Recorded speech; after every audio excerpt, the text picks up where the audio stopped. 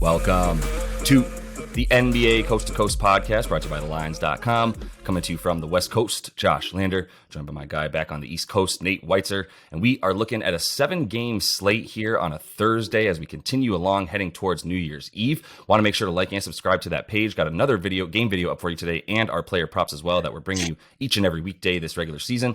Also want you to head to thelines.com. That's where we have all of our great written content all season long for you guys. And you can use our odds finder tool on there. You can go ahead and make sure you're getting the best juice back across those U.S. sports books on all those bets you make in the NBA this season. Nate, let's jump into this 7-game slate and then talk about our first game tonight, the Rockets, who we expect to surprise the Mavs.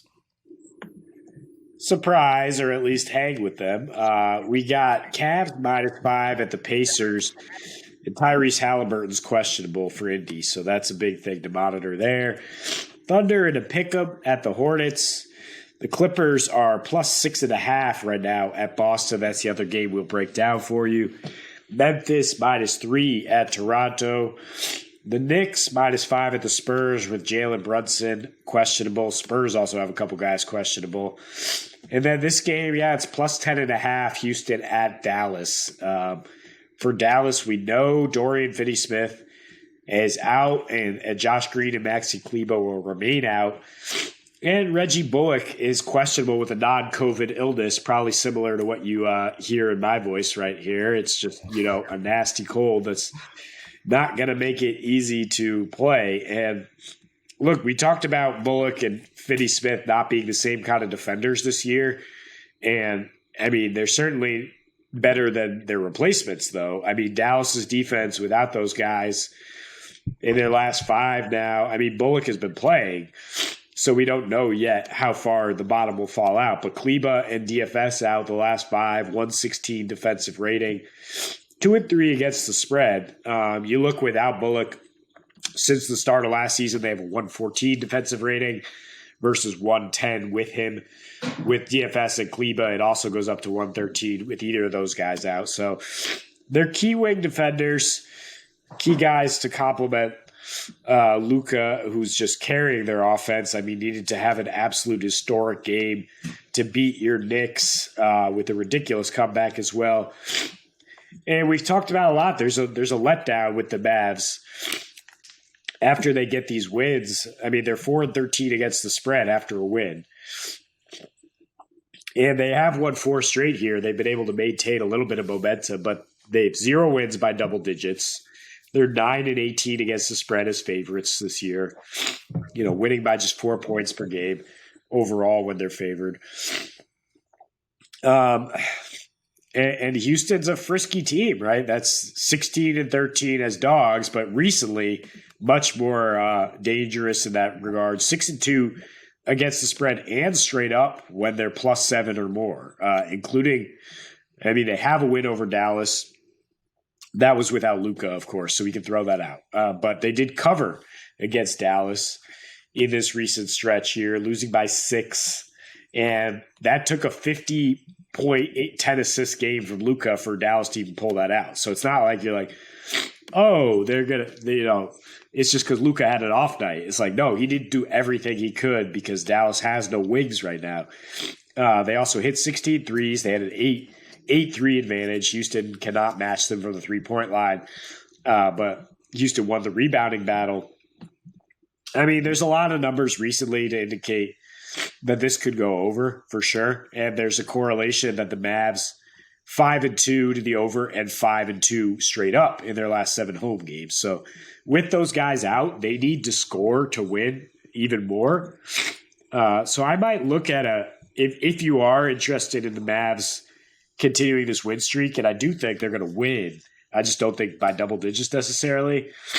Why not parlay it with the over? Because I think that's what they're going to have to do here is run and gun a little bit. And Houston's a fun team that gets to the free throw line a lot. They haven't been high scoring in recent matchups with the Mavs, but I think this iteration of Dallas that has such few defenders, they will give up a healthy amount of points. Yeah, I mean, shout out to you as well for playing through the same cold that apparently these guys can't get on the court for. It's not easy to podcast either, by the way, when you've got a deep chest cold. So shout out Nate for perseverance. And I would say that I love this bet. I love where we find those moments to bet on the Rockets. I love where we find those moments that we can go. I hate betting on the Mavs, right? And like, I can't trust them. So I would love to bet against them. I just have to bet against the fact that they're going to make, I don't know, 22 threes or so, right? Like if that's what I'm betting against in a game where they don't have Reggie Bullock and all the other guys that you mentioned tonight. Obviously, Maxi Kleber been gone for a little bit. And then DFS, obviously huge for what they do as well.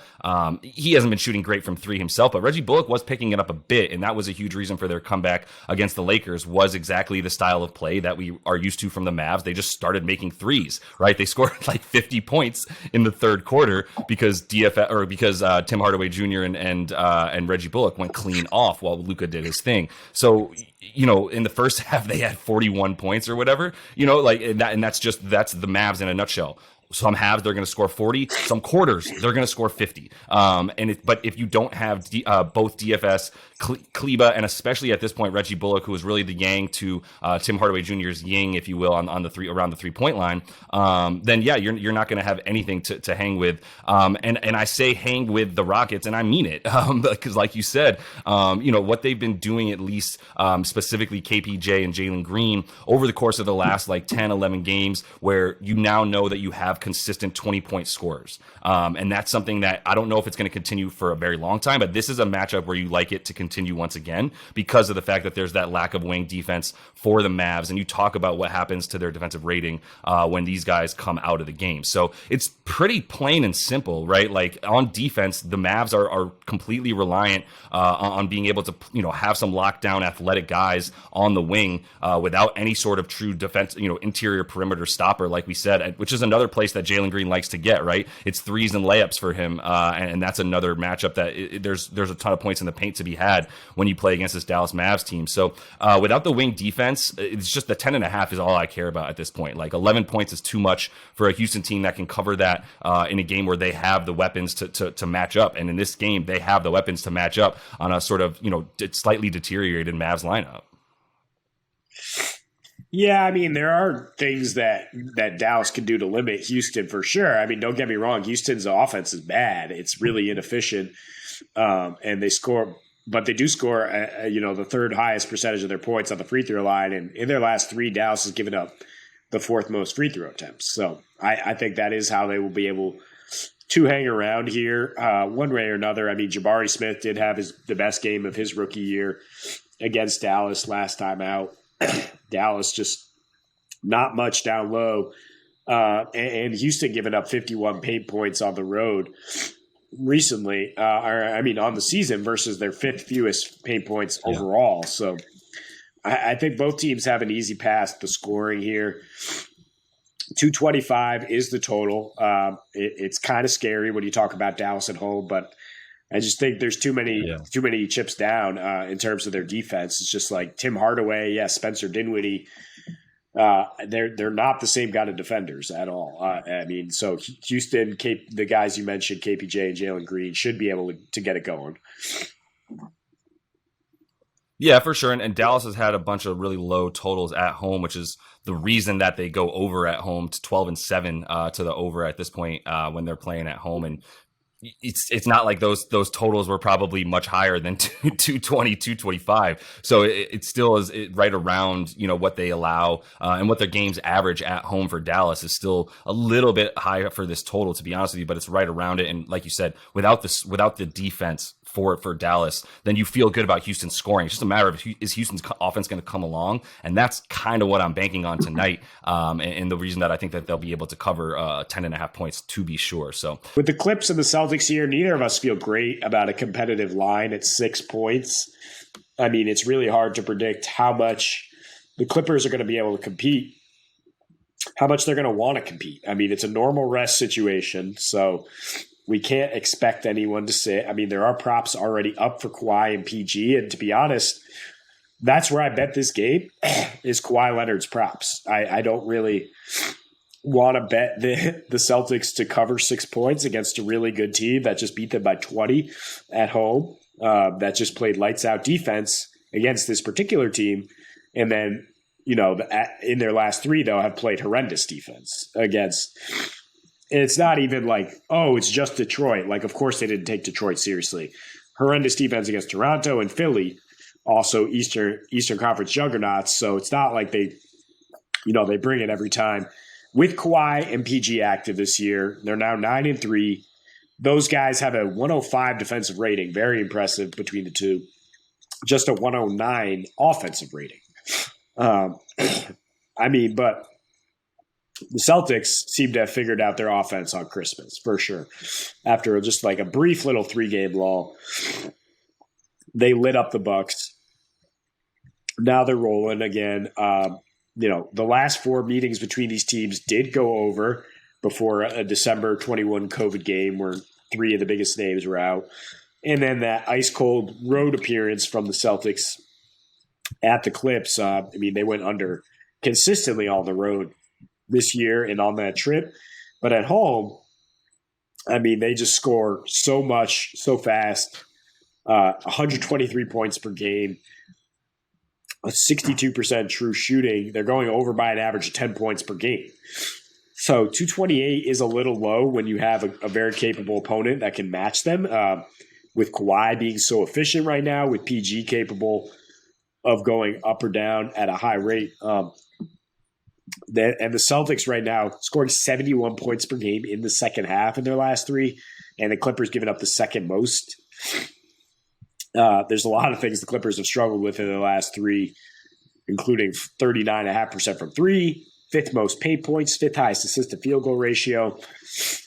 I think they cleaned some of that stuff up, but I don't think it really matters. Apparently for the Celtics, it doesn't even really matter if Joe Mazzulla is out there coaching or not. If it's David Stoudemire last game, granted against the Rockets, but they have a system, they believe in it, and they have guys who know their roles, and they're just so deep and so dangerous that the biggest thing you worry about with an over in the NBA sometimes is that the second unit gets out there and all of a sudden the tap gets turned off, right? And there's like nobody can score. Well, the Celtics second unit is amazing. Like they might score more, and because like you might even have some Peyton Pritchard and Luke Cornett minutes, there might be more points going the other way too.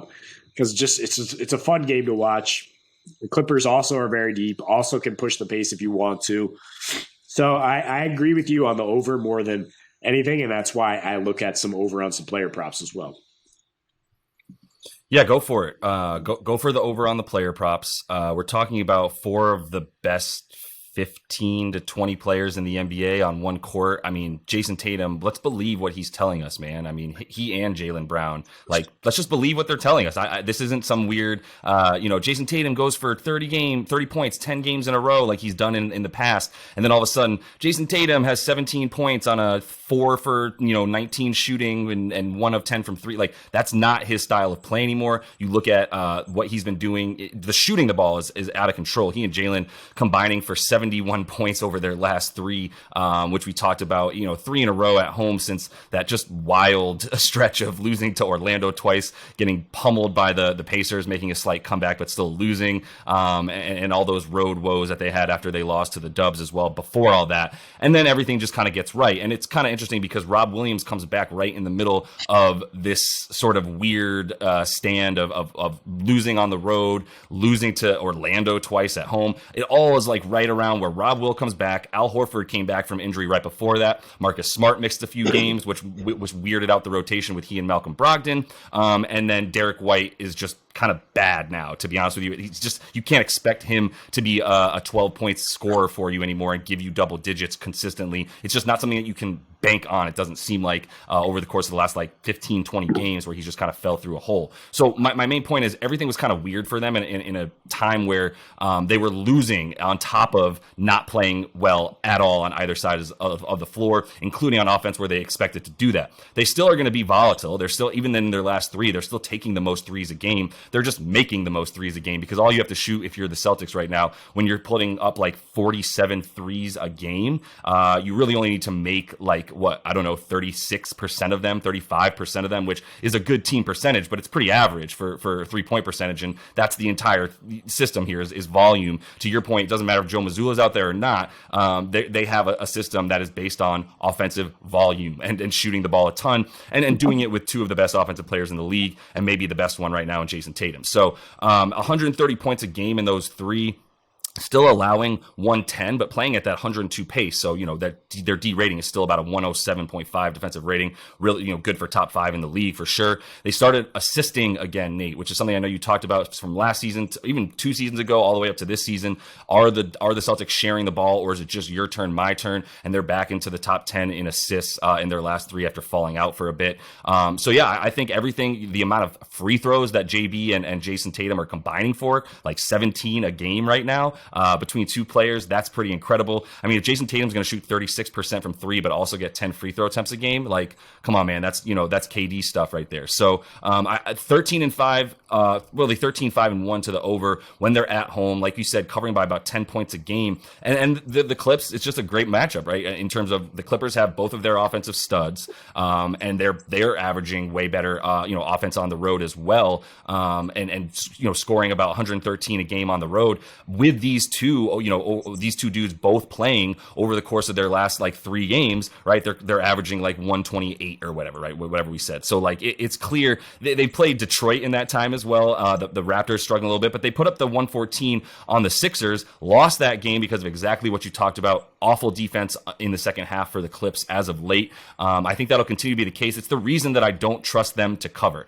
I do like 6 points for the Clips in a vacuum, but I just watched them blow a double-digit lead against the Sixers in this exact situation where they were on the road, and the Sixers came back in the fourth quarter to win that game and cover, by the way, by about 7 points or 5 points, which was a cover in that game. This game, 5.5, 5 points. It's the same kind of situation where I could see the C's just kind of taking over in the third and fourth quarter with that offense in a way that would pull them away. But I think the Clips are coming along for the ride on an offensive game where as soon as I saw it at 227.5, already was open at 226.5, been bet up to 228. I don't expect it to get bet down at all, and I would bet this up to 230, which is my initial thought when I saw it, and everything that I've sort of looked at since then confirms it for me.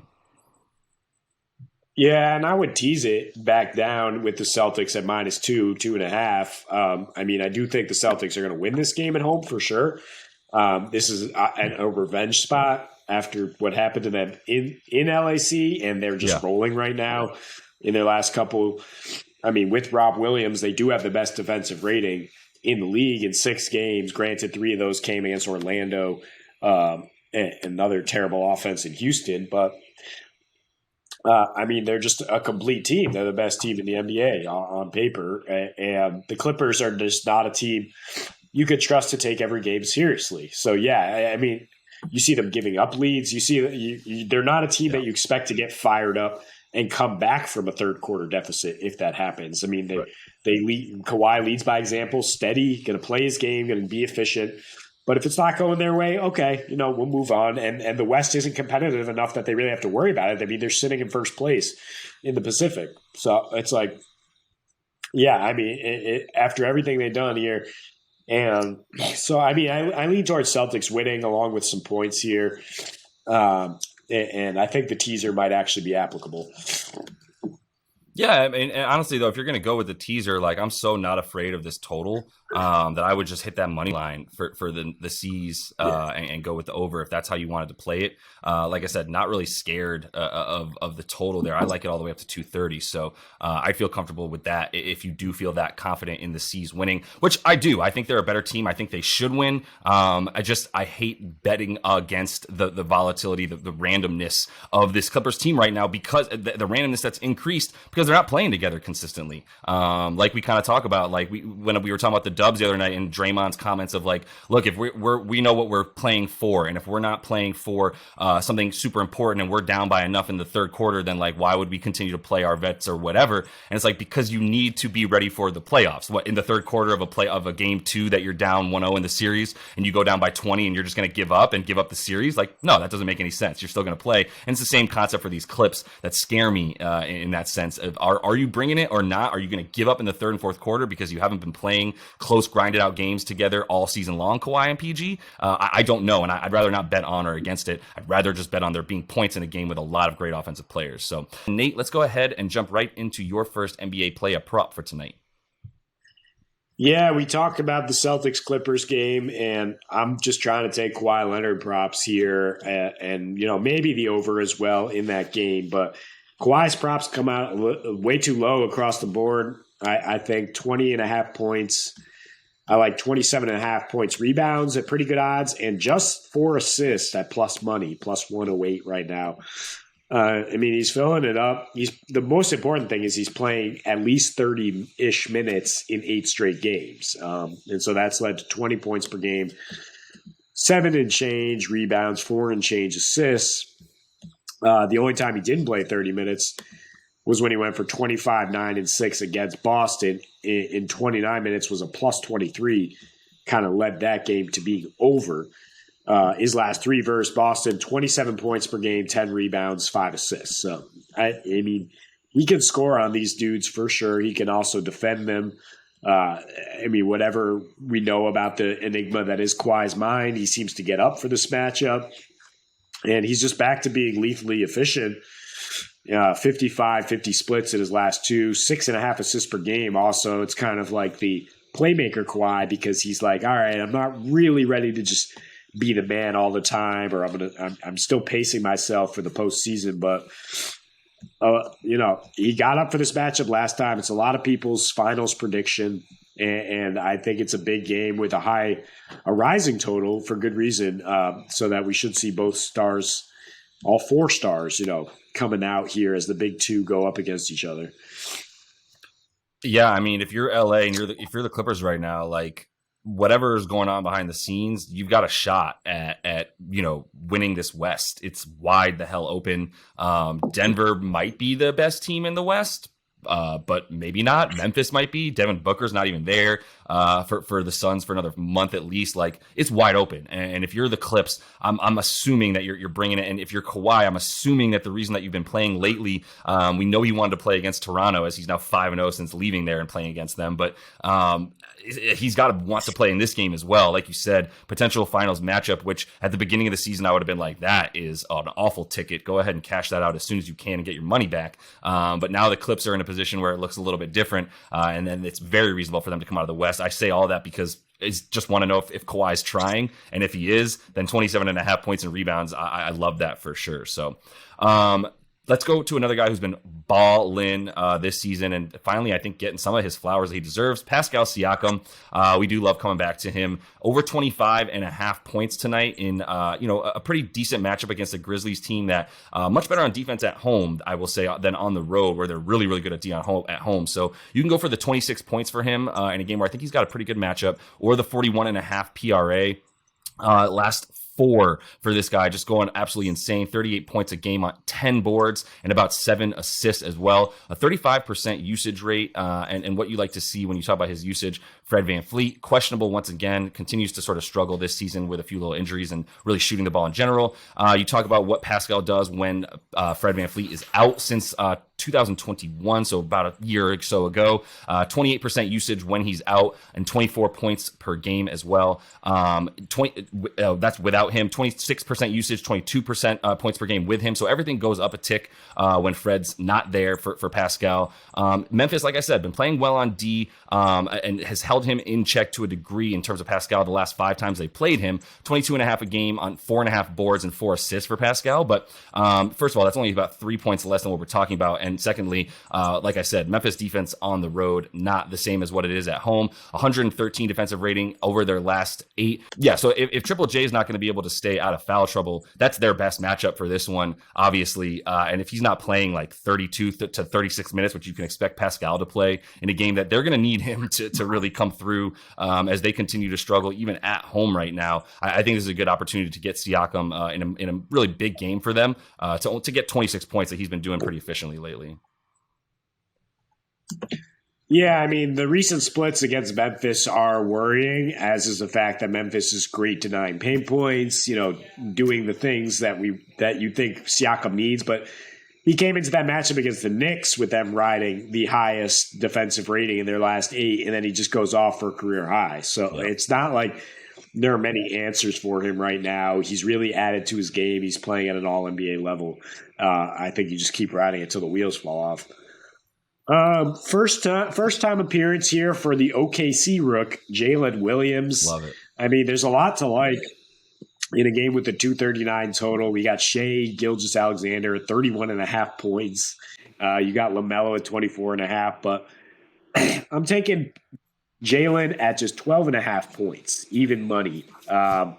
Him and Mike Muscala have props up yet. They're both going to see a boost here in playing time and usage with no Poku for the next 4 to 6 weeks. Jeremiah Robinson's also out right now. In his last 4, Jalen's scoring 13.5, 7 rebounds, 3 assists. So 20.5 PRA seems pretty nice as well. And it's Charlotte, so of course we want to attack them. They give up the 5th most points and rebounds to small forwards. In their last 10, they have a 121.5 defensive rating, and they play at a pace of 102.5. So there's just so many opportunities to get stats when things are going that fast.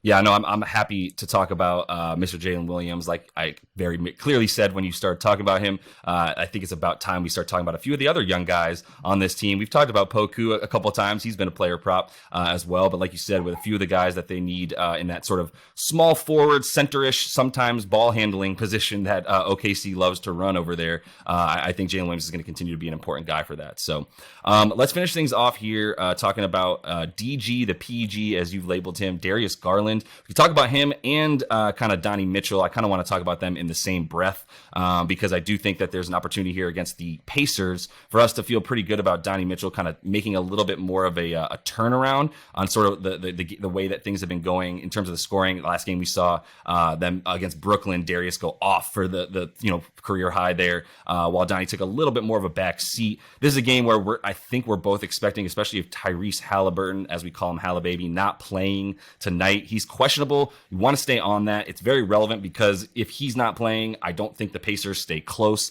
I think we feel pretty good about the Cavs covering 5 points for sure in that instance. And then we're not really sure how many minutes that each of these two guys are going to get for Donnie Mitchell and Darius Garland at that point. But I think, the guy that does the scoring leading up to that, I think we feel a little bit better about Donnie Mitchell in this one. 27.5 points. It is more than the 20.5 for Darius, as we say, but For Darius, though, you look at his road home splits, and I think it adds to the idea that this is the situation that you should take Donnie Mitchell in on the road. 16 a game this season versus the 25 that he's scoring at home. The assists go up as well on the road, just a bit more of that usage. In his last 5 on the road, just 17 a game, 33-25 splits. So really, obviously, super bad from deep right now on the road. And that's with that 26% usage in 37 minutes over those last 5. So like I said, in this one, I feel a little bit better about maybe going under on a Darius Garland than even an over on a Donnie Mitchell. But I think there's a little bit of the inverse correlation there. It's just a matter of, do you think the Pacers are going to be within striking distance at all, later in the game for these two guys to both stay on the floor? Yeah, and I'll throw out a third one. Evan Mobley, 14.5 points. He really hasn't been looking at the basket lately. And I think if it's not that close a game, he has no real reason to try to figure out his offense. So, there's some ways to attack this, but we're all basing this if Halliburton sits. So You got to wait and see what happens there. Yeah, and that's the name of the game with player props. Too often is just who is and who is not playing. You have to know there's a bit of a gamble as guys, totals and props will go up or down based on that. And if Halliburton doesn't play, though, I don't know that necessarily affects how they'll flip these Cavs props, right? So I think you can feel pretty good about taking those as is, but you do want to see if Halliburton is playing for really the way that this, if you want to take some overs, you kind of want him in there so that the Pacers come along is what we're saying. Definitely make sure to stay on top of all that stuff pretty much up until game time right now, the way the NBA is going. So that is all the time we have for you, though. In this one, make sure to like and subscribe to that page. Continue to follow along with us. Coming back at you to end this work week on Friday with another couple game videos and our player props. So until we see you next, happy betting.